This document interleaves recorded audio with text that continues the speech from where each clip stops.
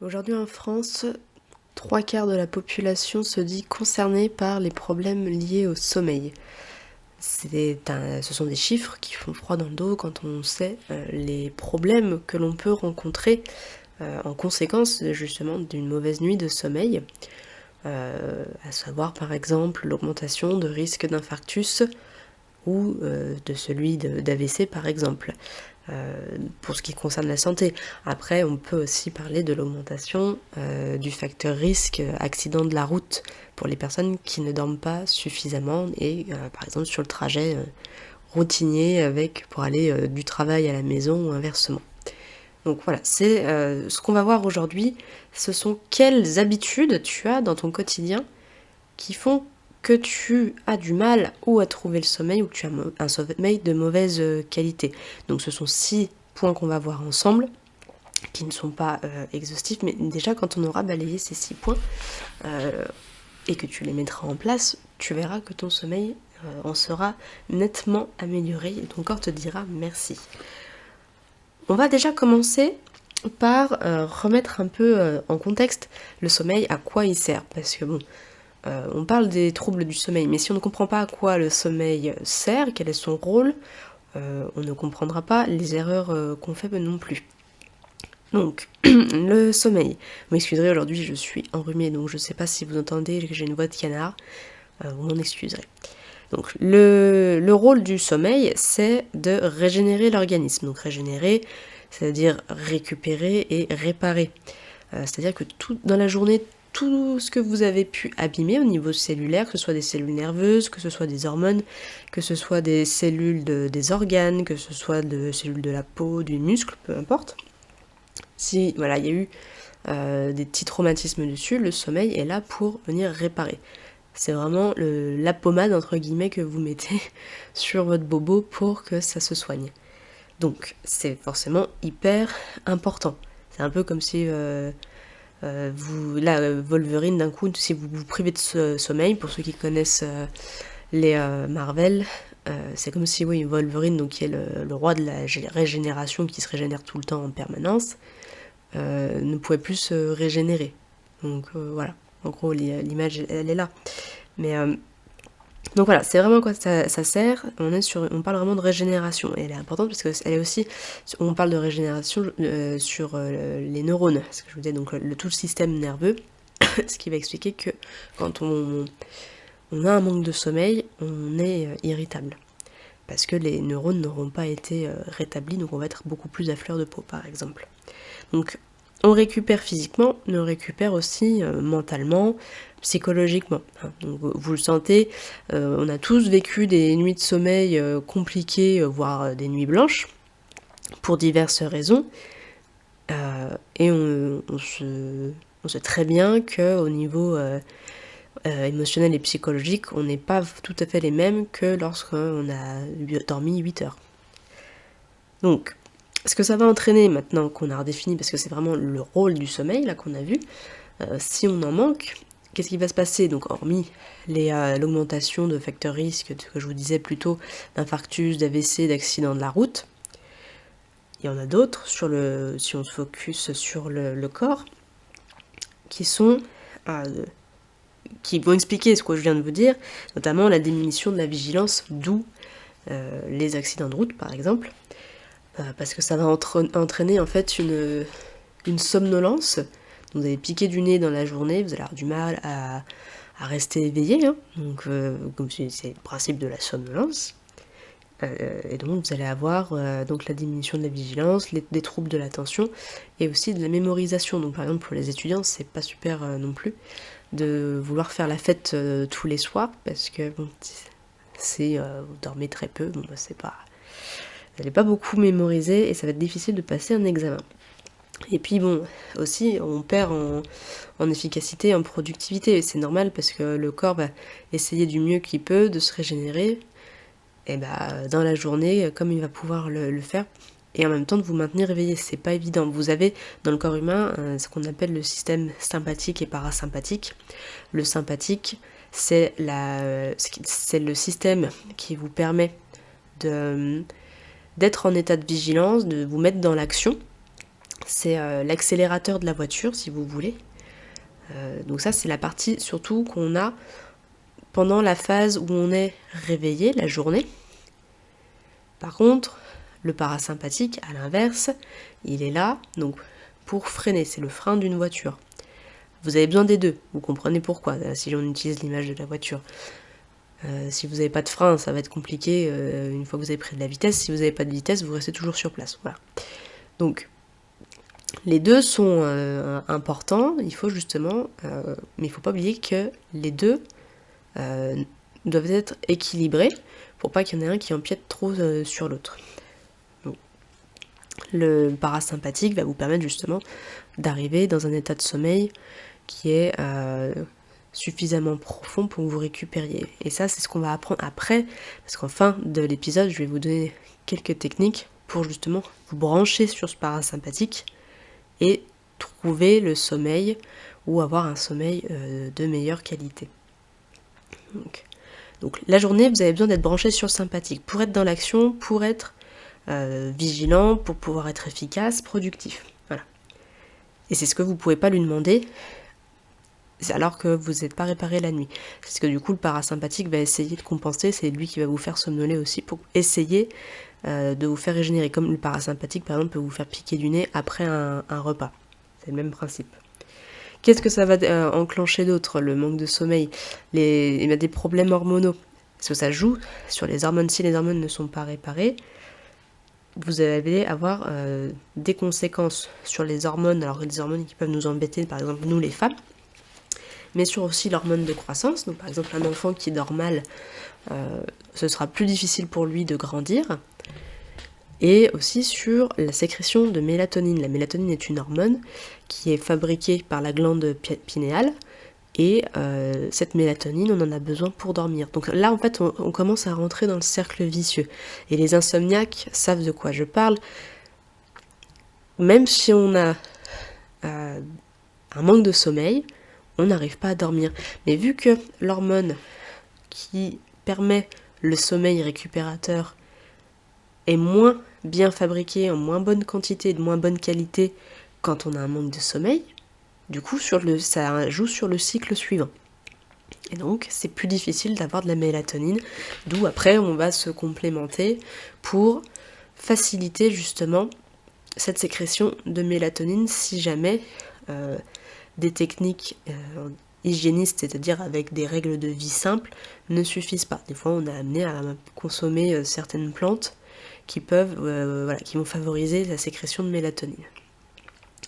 Ou qui vont en tout cas assoupir un petit peu, un peu comme certains somnifères le feraient. Ça dépend de l'origine de l'insomnie, du trouble du sommeil. Ça après c'est quelque chose qu'on voit en consultation, parce que c'est individualisé, c'est très dur de résumer là en un seul épisode. Je ne pourrais pas faire sur toutes les personnes, on ne peut pas généraliser comme ça non plus. Excusez-moi. Qu'est-ce qui va se passer d'autre? On va aussi avoir une difficulté, l'organisme va se retrouver dans un souci d'élimination des toxines et des déchets. Ce serait ce qu'on appelle l'émonctorisme. Normalement, l'émonctorisme est assuré par plusieurs organes dans le corps. Et donc ils ont des rôles bien précis, comme les reins, le foie par exemple. Ce sont les deux que vous allez peut-être le plus connaître. Les femmes, on a l'utérus. Vous allez avoir les intestins, la peau, les poumons. Sans rentrer dans les détails. Mais là, en fait, on va leur envoyer plus de toxines. Ils vont avoir du mal, en fait, vu qu'ils vont être fatigués, qu'ils ne seront pas régénérés. Ils vont avoir du mal à éliminer les toxines. Et en même temps, forcément, ils vont les accumuler, vu qu'ils ne vont pas savoir les traiter. Voilà, c'est comme si vous mettiez... là, imaginez, vous êtes dans une station d'épuration. Les gens qui travaillent à la station d'épuration, vous les privez de sommeil. Ils s'endorment sur le lieu de travail. La station d'épuration, elle est plus capable de tourner toute seule, donc elle s'encrasse. Et bien là, vos organes qui servent à décrasser votre corps d'habitude, c'est le même principe. Donc, on n'arrive pas à se détoxifier et c'est problématique parce qu'on accumule des toxines. Et ça peut entraîner plusieurs problèmes, donc ça va sur les problèmes de santé, problèmes de poids aussi, problèmes de poids liés aussi à la santé. Donc voilà. Ça va mettre aussi en péril le système immunitaire. Pourquoi? Parce que quand vous rentrez dans une phase où vous vous privez de sommeil, la privation de sommeil est une véritable torture, hein, ça a été utilisé à d'autres époques et alors peut-être aujourd'hui encore dans certains pays, je ne sais pas, je vous laisserai vous renseigner là-dessus. Mais quand on prive quelqu'un de sommeil, ça va engendrer un stress sur l'organisme. Donc si vous avez un manque de sommeil chronique, vous allez avoir un stress chronique, et le stress en fait chronique va créer un état d'inflammation dans l'organisme. Qui dit inflammation, donc inflammation, hein, c'est pour vous protéger, parce que du coup le corps se dit il y a une agression, voilà, qu'est-ce qui se passe. Mais c'est bien, c'est utile sur le court terme, par exemple quand vous avez une vraie inflammation. Là il n'y en a pas pour le coup. Le problème c'est que là votre système immunitaire, vous lui demandez de gérer quelque chose qui n'existe pas, parce qu'il n'y a pas d'attaque réelle, et ça va engendrer certains problèmes comme les maladies auto-immunes. Alors attention, les maladies auto-immunes, les causes sont diverses et variées. En tout cas, ce genre d'inflammation peut, vu qu'elle joue sur le système immunitaire, le sollicite trop, peut, sur le long terme, engendrer ce genre de problématiques. Voilà. Encore une fois, je vous dis, c'est très complexe, ne faites pas de raccourcis dans ce que je vous dis. On va aussi créer un dérèglement dans les métabolismes de base avec, on va prendre l'exemple par exemple de la gestion du sucre, donc de la gestion de la glycémie. Si vous êtes dans cet état de stress, de sommeil chronique, vous avez l'état de stress chronique et ça va aussi dérégler donc les métabolismes. Donc par exemple là dans l'état, la glycémie va être mal gérée, mais encore une fois parce que le corps ne saura pas régénérer, donc il va fonctionner n'importe comment. Et là, vu que le corps ne saura pas gérer la glycémie, sur le long terme, vous allez créer du diabète. C'est un exemple. Ça, c'est un exemple de métabolisme qui dysfonctionne. C'est la gestion du sucre qui n'est plus assurée. Il y a plein de choses, hein. Alors, vous allez me dire, il y a des gens, là, vous allez me dire, je manque de sommeil, mais moi, j'ai pas tout ça. Oui, et je vous souhaite de ne pas en avoir. Il faut savoir que c'est des process qui peuvent prendre 20 ans. Le diabète se crée sur 20 ans. Alors, je parle du diabète de type 2, hein, insulino-résistant, pas l'insulino-dépendant. Mais voilà, il y a des choses qui se créent vraiment, des maladies qui se créent dans le temps, dans la durée. Les maladies auto-immunes, c'est pareil, c'est pas des maladies aiguës comme vous avez d'un coup la varicelle qui vous attaque. Ça n'a rien à voir. Là, on est sur une maladie, on parle de maladie vraiment chronique. Donc, ça veut dire que c'est quelque chose qui prend du temps à venir et les symptômes sont pas évidents à déchiffrer au départ. Contrairement à ce qu'on appelle les maladies aiguës, où ça vient d'un coup, voilà, vous avez une grippe, vous avez une varicelle, bon, vous n'avez pas ça de manière chronique, ou alors c'est que, bon, varicelle non, mais si vous avez quelque chose de chronique, là, il faut regarder un petit peu sur le terrain. Donc voilà, et après, vous avez aussi tous les dérèglements liés à l'humeur, parce que vos nerfs sont à vif, tout simplement. Voilà, ça en gêne, en fait, là, c'est des points que je relève avec vous, ce sont juste des choses qui doivent vous alerter.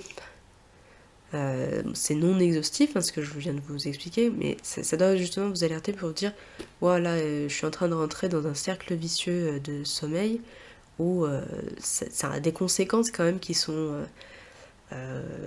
plus que désagréables pour le corps au long terme, pour vous-même, et aussi pour votre entourage, parce que tant que c'est sur votre corps physique, ça va pas en gêner votre entourage.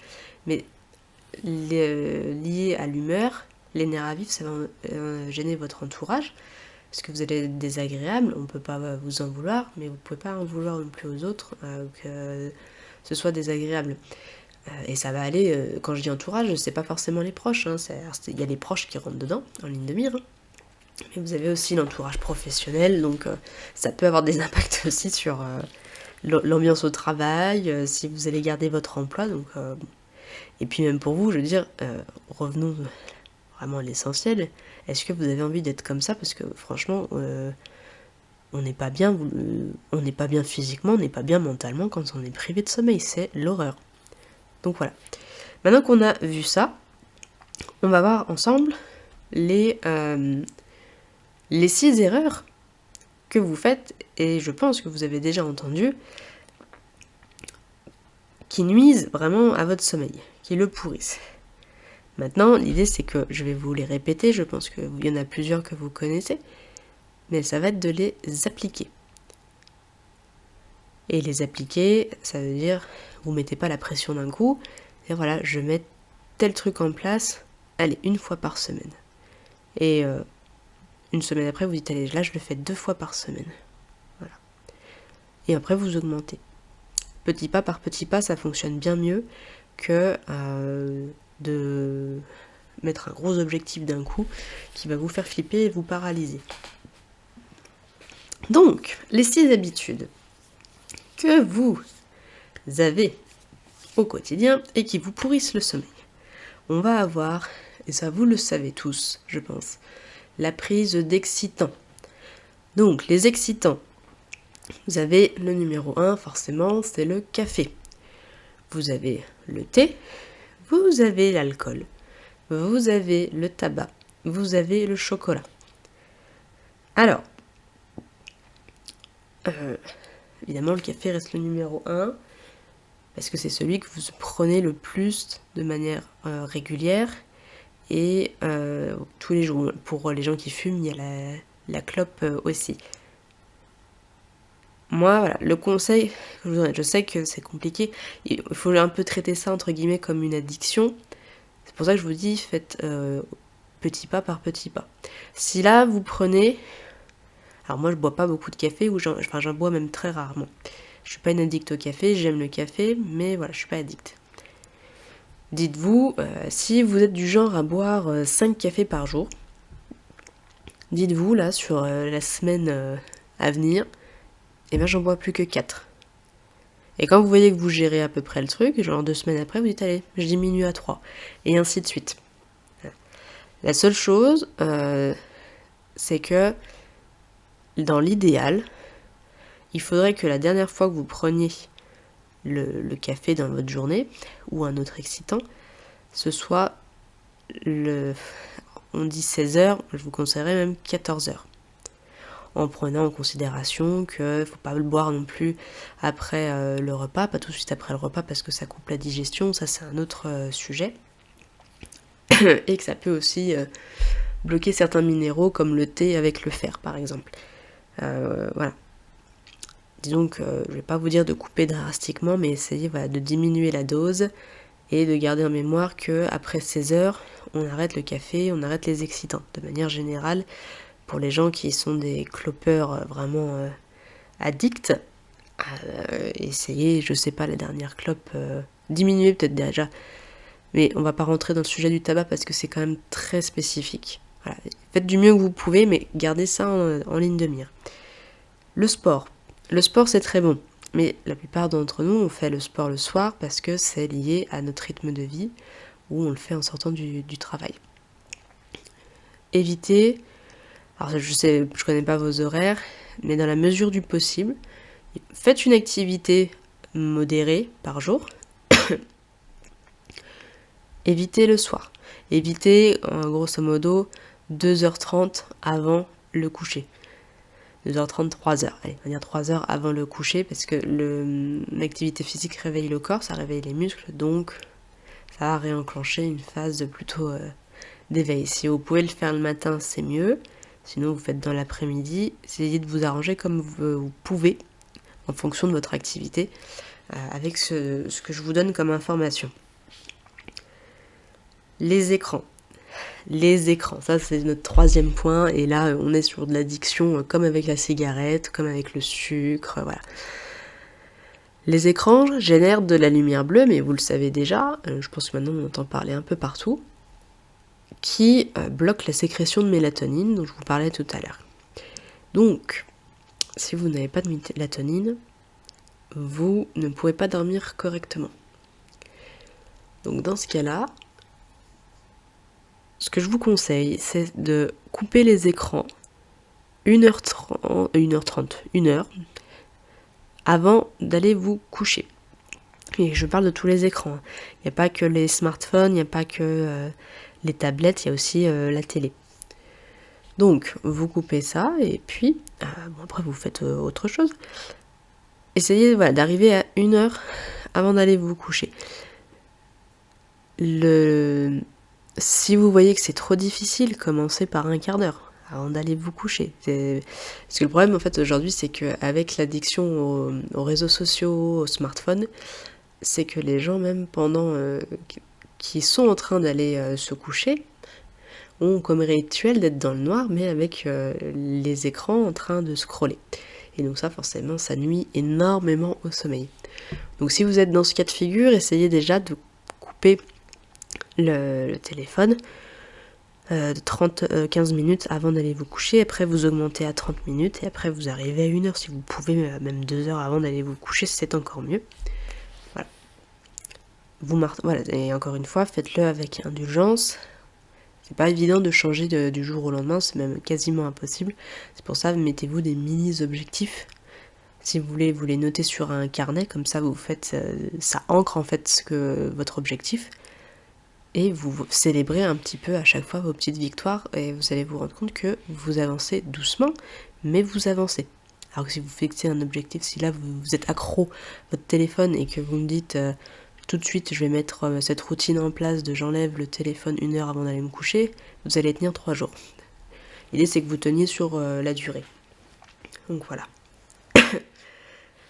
Le 4e point, ça on va parler d'alimentation.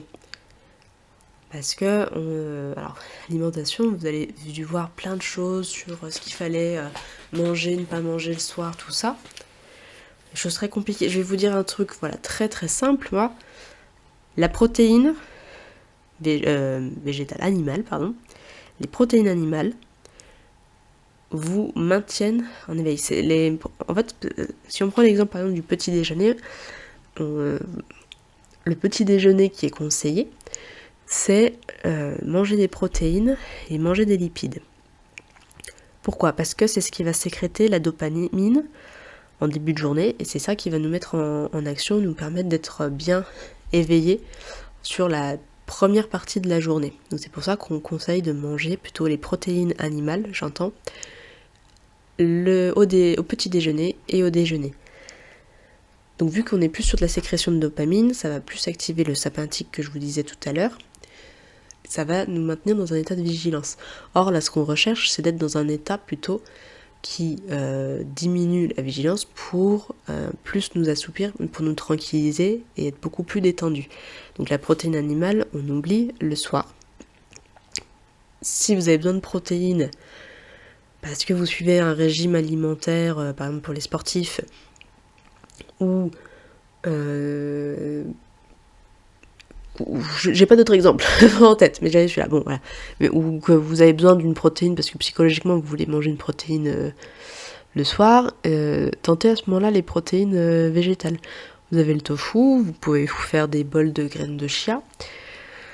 Voilà, trouvez, il y a des choses à trouver. Mais c'est vraiment pas une obligation.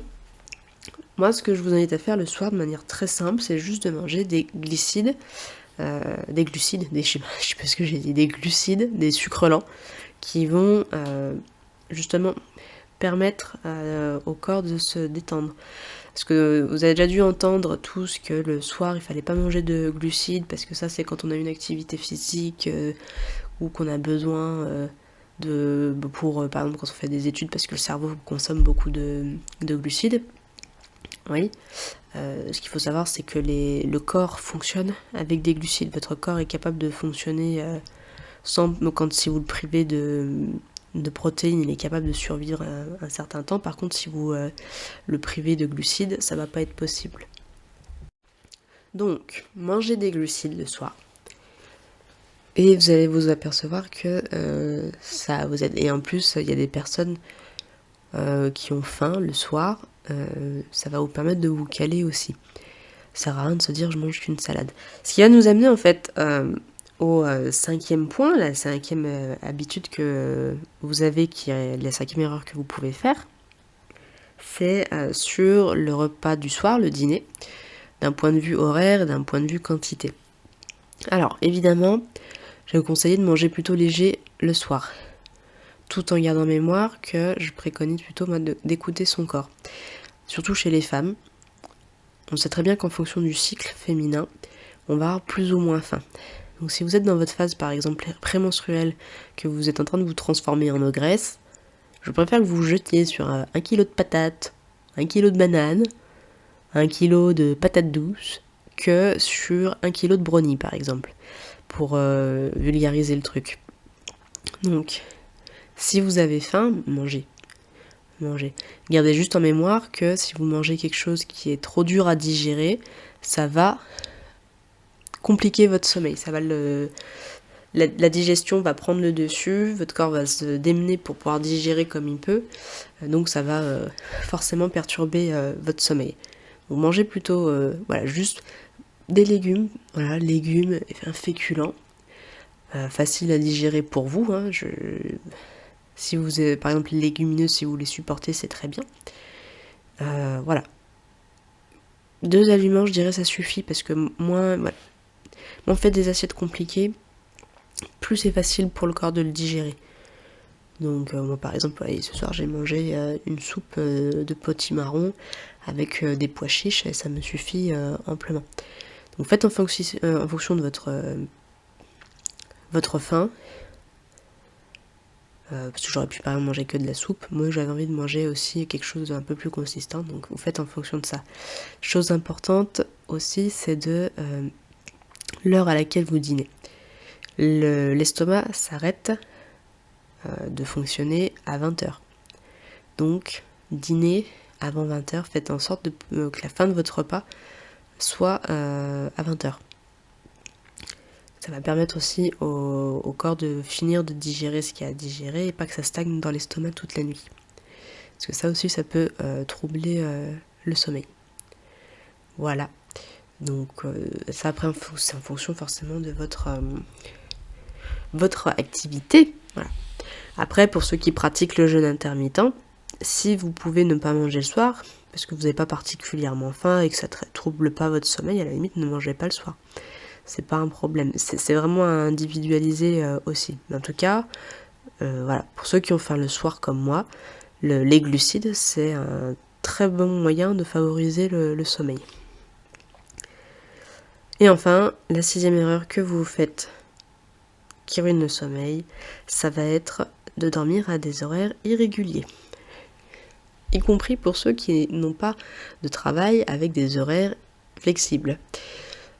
Donc c'est... en fait, le plus important, c'est d'essayer de se coucher et de se lever à la même heure, y compris le week-end. Comme ça, vous instaurez une routine. Votre corps, il a des cycles très réguliers, donc il sait exactement quand il doit se réveiller. Donc au bout d'un moment, vous n'allez même plus avoir besoin de réveil. Donc faites-le dans la mesure du possible. Ça va vraiment dépendre encore une fois de votre cadre de vie. Pour les personnes qui sont en horaire irrégulier, donc qui font les 3-8, comme ça a été mon cas pendant un moment, ça va être compliqué. Si vous avez la chance d'avoir un travail avec des horaires réguliers, et à essayer de vous maintenir une routine, y compris le week-end, avec des horaires d'endormissement, des horaires de réveil qui soient les mêmes. Voilà. Donc là, ce sont vos erreurs. Maintenant, en fait, je vais vous donner, moi, des habitudes à mettre en place qui peuvent favoriser l'endormissement. Donc déjà, dans tout ce que je vous ai dit avant, vous pouvez les appliquer dès maintenant. Ce sont les choses les plus simples à corriger. Enfin, ça vous coûtera rien en plus. Donc, ça va prendre du temps. Mais voilà. Mettez en place ce que je viens de vous dire précédemment. En plus de ça, ce qu'on va faire, c'est que on crée en fait une routine avec... on va favoriser un cadre, on va créer un cadre en fait propice à l'endormissement. Donc pour ça, ça veut dire que vous allez repenser aussi votre environnement, par exemple, dans votre chambre. Ce que vous pouvez mettre en place, c'est peut-être de mettre... alors, il y a des lampes de sel pour adoucir l'ambiance, ça ionise aussi l'atmosphère, l'ambiance de votre pièce. Et voilà, ça a des vertus de détente, voilà, relaxant, c'était ça le mot que je cherchais. Donc, vous pouvez mettre ça, en plus la couleur va faire qu'elle n'est pas trop vive, ça peut à peu près ce que vous faire, moi j'en ai une dans ma chambre, ça fait lampe de chevet, en gros, voilà, c'est une couleur très douce, ça va vraiment être propice à vraiment vous poser. Voilà. Ce qu'il faut après dans votre chambre, c'est faire en sorte que vous n'ayez pas de bruit. Alors, parce que la pollution sonore, bon, vous n'allez pas avoir forcément de prise dessus, ça dépend de quelle pollution sonore. Si c'est dans la rue, c'est votre voisin, ça va être compliqué. À ce moment-là, essayez de vous arranger avec votre voisin pour qu'il fasse moins de bruit. Vous pouvez tester les boules caisses pour ceux qui supportent d'avoir des choses dans les oreilles. Voilà, mais essayez de réduire au maximum le bruit que vous pouvez avoir. Faut un peu veiller aussi à tout ce qui est les ondes électromagnétiques, les ondes de votre smartphone. Donc pensez bien à couper votre Wi-Fi avant d'aller vous coucher. Il faut savoir que le Wi-Fi a été prouvé que ça avait des influences sur les cellules de notre cerveau. Donc coupez les notifications de vos téléphones, tout simplement mettez-le en mode avion. Voilà, vous n'avez pas besoin de passer des appels le soir, ça va éviter beaucoup de choses. Si vous avez un réveil autre que sur votre téléphone, à ce moment-là, vous pouvez complètement couper le téléphone, c'est encore mieux. Le lit, faites-en un lieu où qui ne sert qu'à dormir. Et aux rapports intimes si vous avez un partenaire, mais ça ne doit servir qu'à ça. C'est le lieu du sommeil, donc même quand tout ce qui est les autres activités, en fait faites-les ailleurs que dans votre lit, pour que votre cerveau comprenne que c'est le lieu où vous dormez. Pas le lieu où vous révisez vos cours, pas le lieu où vous bouquinez, pas le lieu où vous jouez aux jeux vidéo si vous aimez les jeux vidéo, enfin voilà. Vous comprenez l'idée et dormez dans le noir.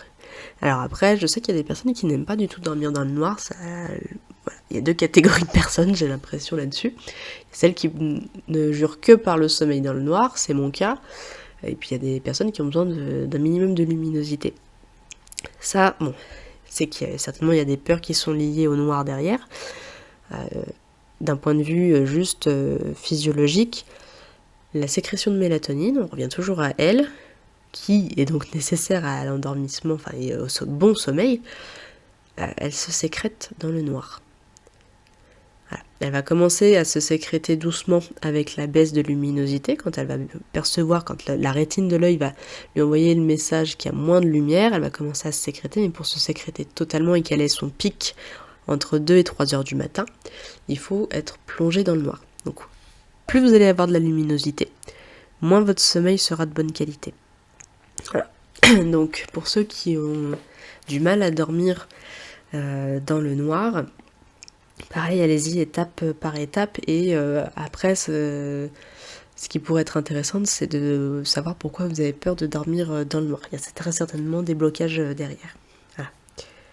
Ça, c'est quelque chose à mettre en place. Après, pareil, au niveau, on est dans une société, dans les routines, vous pouvez mettre en place. Faites attention à au message que votre corps va vous envoyer. Quand vous avez faim, vous mangez. Alors pareil, tout le monde ne le fait pas. Mauvais exemple. Mais normalement, c'est comme ça que ça fonctionne. Mais quand vous commencez à bâiller, que vous avez les paupières qui sont toutes lourdes, que vous commencez à cligner des yeux, à piquer du nez, c'est le signe qu'il faut aller dormir. Et en général, c'est toujours vers la même heure. Si vous êtes plutôt quelqu'un de régulier au niveau des horaires, ça va être à peu près à la même heure. Donc quand vous sentez que vous piquez du nez, c'est l'heure d'aller vous coucher, c'est le signal, donc faites-le. Voilà. Parce que le problème, c'est qu'après, vous loupez votre cycle, et là, ça va être dur de trouver le sommeil. Voilà. Donc vraiment important d'écouter. Et puis après, faites-vous vos petits rituels perso. pour favoriser le sommeil. Parce que quand je vous disais juste avant de couper les écrans 1 heure avant le sommeil, pour ceux qui sont accros au téléphone et aux réseaux sociaux, il n'y a pas de... Je juge pas en disant ça, je fais partie de ces personnes. Donc pas de... Soyez cool avec vous-même. Mais quand on se dit, voilà, 1 heure avant, il va falloir que je coupe le téléphone, qu'est-ce que je vais faire? Enfin, et tous les écrans. Voilà. Là, justement, mettez en place votre routine de l'heure avant, l'heure pour aller vous préparer à dormir. Qu'est-ce que vous faites? Donc, vous pouvez bouquiner, vous pouvez faire un petit yoga pour vous, entre guillemets, d'endormissement, enfin, yoga du soir, voilà. Une méditation, voilà. Essayez de trouver quelque chose qui peut vous calmer, une cohérence cardiaque, une autre respiration consciente. Voilà, il y a plusieurs exercices à faire. Donc là, écoutez, je vous ai tout dit. Donc pour ceux qui sont restés là jusqu'au bout, c'est le petit bonus.